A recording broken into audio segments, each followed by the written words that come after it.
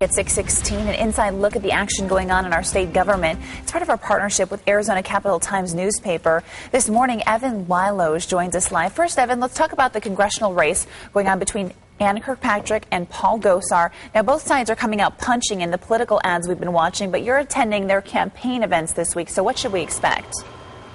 Well, it's true their ads have gotten pretty dirty. This weekend there was a Tea Party event up in Prescott. And, this is clearly a crowd that wasn't very sympathetic toward Ann Kirkpatrick, the incumbent Democrat up there. What we could see is that the Republicans are very mobilized. The Tea Party groups are starting to cohere behind Paul Gosar. He's a local from Flagstaff. He's a former dentist. And people are pretty upset with Ann Kirkpatrick. They feel like she hasn't been responsive to what their concerns are and that she only comes back to the district when she's seeking re-election. Okay, well, we'll see what happens with that one. Now, moving on to Prop 109, which would guarantee hunting and fishing would be a constitutionally protected right here in Arizona. This is a pretty interesting debate, Evan. Yeah, it is an interesting debate.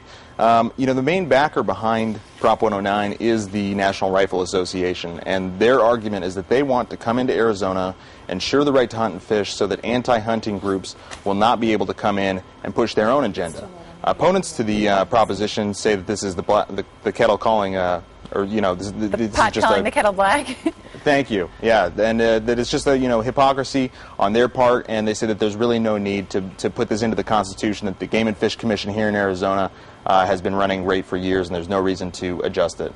And they say it would cost them money too, right? I think that's still up in the air right now. It's hard to say whether or not it's going to cost any money to make these sorts of changes. All right, Evan, we'll be watching that one as well. Thanks for joining us this morning. A reminder, Evan's blog is on abc15.com right now. You can go to the top stories section to see everything else that's going on this week inside the state capitol.